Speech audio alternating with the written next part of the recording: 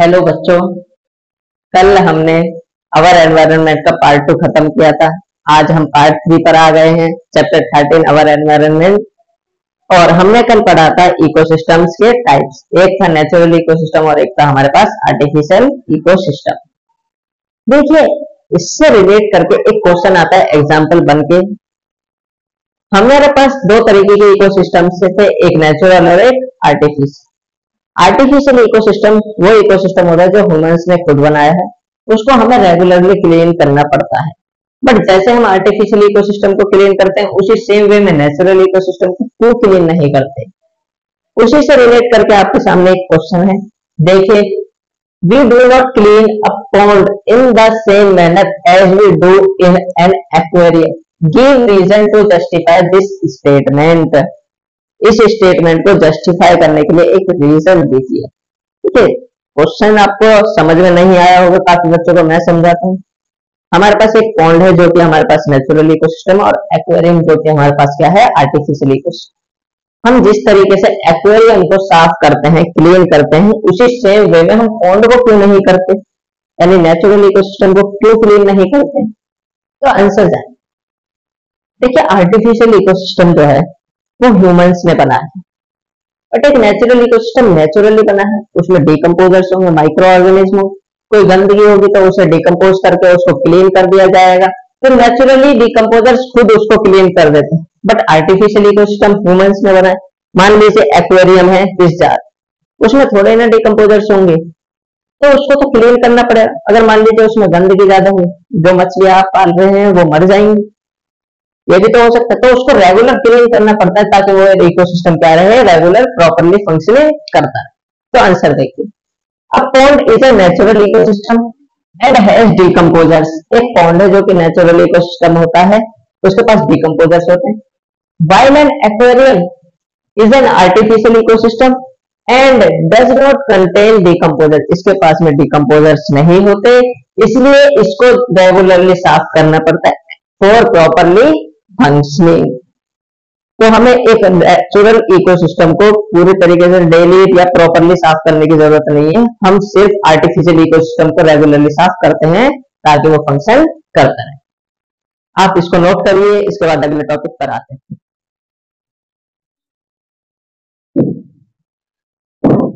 देखिए बच्चों, अभी हमने एक क्वेश्चन किया था, उसके बाद अब हम आते हैं अपने अगले टॉपिक पर। हमारा टॉपिक है कंपोनेंट्स ऑफ इकोसिस्टम। हमारे इकोसिस्टम के दो कंपोनेंट्स होते हैं, एबायोटिक कंपोनेंट्स और बायोटिक कंपोनेंट्स। देखिए, सबसे पहले बात करते हैं एबायोटिक कंपोनेंट्स क्या होते हैं। All the non living components are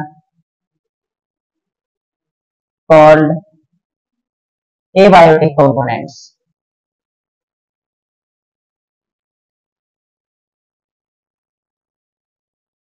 देखिए, ए बायो, बायो मीन्स होता है लिविंग, ए बायो मतलब नॉन लिविंग। ऐसे कंपोनेंट जो कि नॉन लिविंग कंपोनेंट से बने हो उन्हें कहा जाता है एबायोटिक कंपोनेंट्स। एग्जाम्पल की बात करें तो नॉन लिविंग में air, water, soil, temperature, rainfall, minerals, etcetera. ऐसे कंपोनेंट जो कि नॉन लिविंग है हमारे इकोसिस्टम में, उन्हें ही एबायोटिक कंपोनेंट्स कहा जाता है, जैसे कि air, water, soil, temperature, rainfall and minerals etcetera. अब बात करते हैं बायोटिक कंपोनेंट्स। देखिए, बायो मीन्स लिविंग, ऐसे कंपोनेंट्स जो लिविंग ऑर्गेनिज्म से मिलकर बने हो। वर्ड से ही आप डेफिनेशंस बना सकते हैं, इसमें कोई रॉकेट साइंस नहीं। देखिए, all the living components are called biotic components। ऐसे कंपोनेंट्स जो लिविंग कंपोनेंट्स से मिले हुए हैं उन्हें कहा जाता है बायोटिक कंपोनेंट्स। इसके एग्जांपल्स की बात करते हैं। सबसे पहले सबसे छोटे लिविंग ऑर्गेनिज्म आते हैं हमारे पास बैक्टीरियाज, उसके बाद आते हैं फंजाई। नेक्स्ट एग्जांपल है हमारे पास प्लांट्स। प्लांट्स के बाद आते हैं हमारे पास एनिमल्स,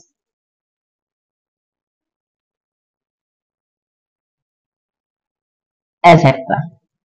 देखिए bacteria, fungi, plants, animals, etcetera. अब एटसेट्रा वर्ड क्यों है? देखिए एक ग्रुप और होता है ऑर्गेनिज्म का। अगर मैं आपको बताऊं तो स्टार्टिंग में साइंटिस्ट होते, उन्होंने इतने सारे ऑर्गेनिज्म को स्टडी को इजीएस्ट बनाने के लिए क्लासिफाई किया था 5 ग्रुप्स में। सबसे पहले आते थे मोनेराज, फिर आते थे प्रोटिस्टा, फिर आते हैं फंजाई, देन प्लांट्स, और उसके बाद लास्ट में एनिमल्स। देखिए मोनेराज जो होते हैं ये बैक्टीरिया का ग्रुप आता है। बैक्टीरिया से बड़े अपने 9th क्लास में 2 सेल्स पढ़ी थी, एक प्रोकैरियोटिक एक यूकैरियोटिक।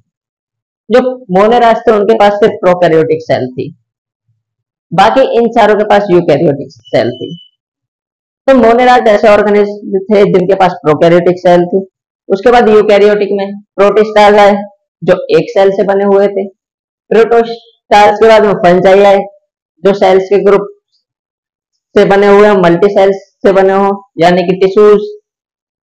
फंजाई के बाद में प्लांट्स है, टिश्यूज से मिलकर क्या बनता है? ऑर्गन्स। प्लांट्स ऐसे ऑर्गेनिज्म थे जिनके पास में ऑर्गन्स थे, ऑर्गन्स को मिला के बनता है ऑर्गन सिस्टम जो कि एनिमल्स के पास था। तो इस तरीके से इन ऑर्गेनिज्म को डिवाइड किया गया था, ये लिविंग्स में आते हैं। इसके बाद बायोटिक कंपोनेंट जो है उनको हम क्लासिफाई करेंगे फर्दर कि वो खाना कौन बनाता है या फिर कंज्यूम करने वाले जो हैं या फिर डिकम्पोजर्स।